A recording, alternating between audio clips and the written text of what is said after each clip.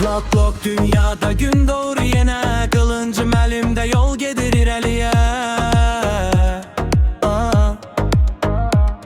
Dağlar, meşələr, macera dolu yer, qıç gəlir, qorxmaz heç bir şeydən.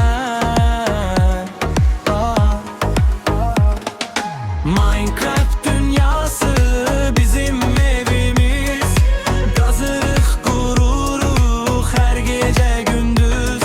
Dostlarla birlikdə qalalar tikərik, qısıq eksilə maceraya gedərik.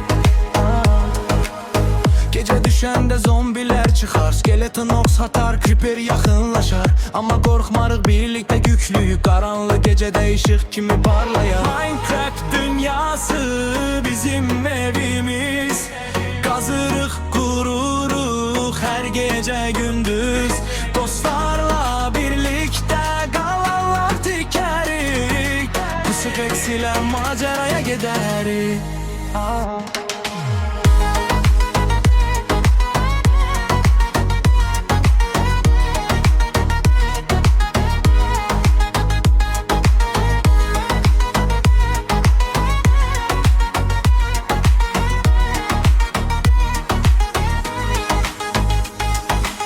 Daman tapanda sevinç dolur içim, yeni bir şehir qurarıq bizindi. Serverde dostlar oyun devam edir, qısıq esilə eğlence heç bitmir.